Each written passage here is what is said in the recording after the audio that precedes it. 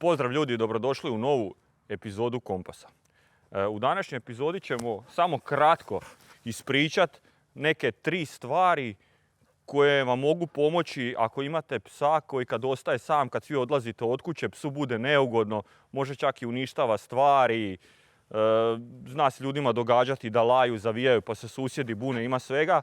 Ali samo ćemo reći 3 nekakva brzinska savjeta s kojima to možete olakšati i možda da psu, a onda i vama bude lakše. Pa uživajte u nastavku. Prije nego što krenemo sa te 3 stvari, samo ću vas zamoliti da ostanete do kraja videa, ali na kraju imam posebnu najavu.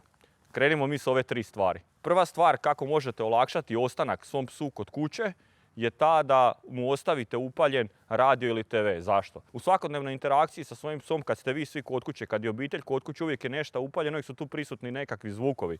Da li su to djeca koja pričaju, galame, da li je to TV koji vam je upaljen, da li je nekakva glazba, uglavnom nekakvi zvukovi su prisutni, a većina ljudi kad odlazi ostavlja psa samog su skloni sve pogasiti i ostaviti psa u potpunoj tišini. Naravno, pas nije na to navika, automatski mu bude neugodnije i zato taj prvi korak je u biti najjednostavniji.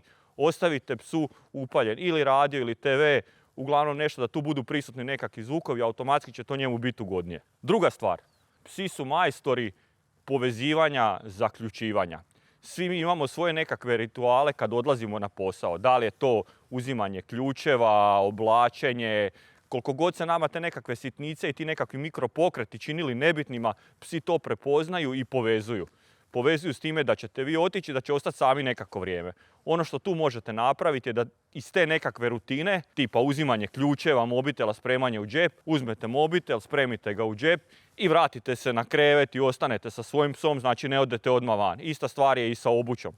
Znači nekakvu obuću obučete, pas automatski će povezivati to oblačenje obuće s tim da vi negdje odlazite. Obucite obuću, opet vratite se, sjednite, nemojte nigdje ići, izujete obuću, opet ostajete sve sa svojim psom. Na taj način ćete opet olakšati psu da kad vi odlazite, jednostavno to ne povezuje na taj način i sam taj odlazak će biti jednostavniji. Drugi nekakav savjet možemo staviti tipa izađete van, ali se vratite odmah nakon minutu. Pas to neće doživjeti kao nekakav stres i onda to vrijeme samo povećavate. U biti pas onda njemu će biti onda u nekom trenutku svejedno da li je sam 1 minutu, 15 minuta ili 5 sati, jer uvijek će očekivati taj nekakav povratak i tu ćete isto olakšati svom psu. Treća stvar koju možete napraviti je naravno fizička aktivnost prije odlaska. Većina nas šeta psa prije nego što ode ujutro na posao, ako će pas biti sam unutra zatvoren nekakvih 8 do 10 sati, naravno da ćemo ujutro prošetati psa, da obavi svoje fiziološke potrebe, da nam to ne obavi u kući, jel?